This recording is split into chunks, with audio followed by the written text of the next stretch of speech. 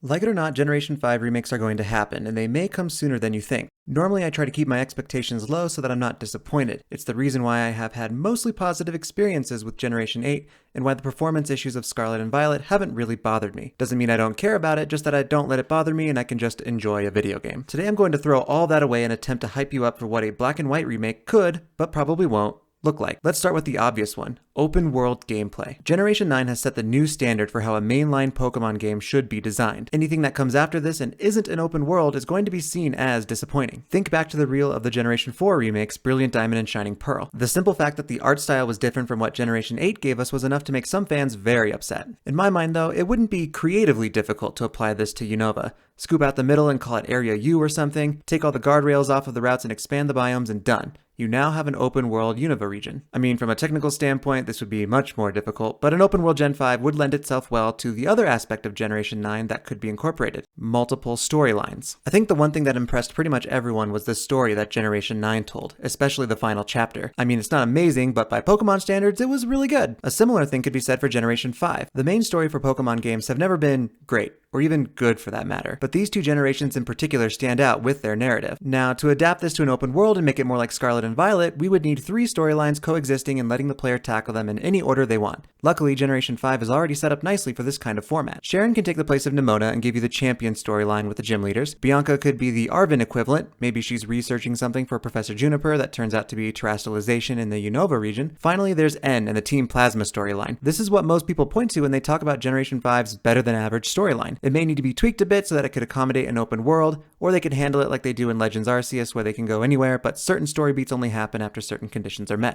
Either way, it seems almost perfect. The final storyline could involve Getsis, however you pronounce his name, going into this newly discovered Area U and causing all sorts of whimsical problems with terrestrialization. All of this sounds great. Tack on some new paradox forms for the cherry on top, and you have what could be the best Pokemon game ever made. Now, are you hyped up? Well, throw it all away, because it likely won't happen. If it does, don't expect this game until 2025 at the earliest. If it comes any sooner, it's likely going to take a similar form to Brilliant Diamond and Shining Pearl. Game Freak has not yet announced what their next project is going to be, but neither has ILCA. If you didn't know, ILCA was the development team behind the Generation 4 remakes. They have also done some support work on Pokemon Home and a variety of other projects. Everything at this point is speculation, and given that Generation 9 is barely 3 months old at this point, it would be ridiculous to expect any kind of announcement. If I had to try and predict the future, I would assume that sometime this year, Game Freak will announce and release some DLC for Generation 9, and it won't be until much later, or maybe even 2024, that announcements for Generation 5 remakes would happen. But it's also entirely possible that Game Freak will throw us a curveball and release a sequel to the Let's Go games, or maybe even a new Legends game for 2024. I tried to make some predictions based on sales data from VG Charts and Statista, but the data seems all over the place, and it's hard to tell anything from it really. No matter what your personal opinions are on Generation 5 remakes, they are going to happen.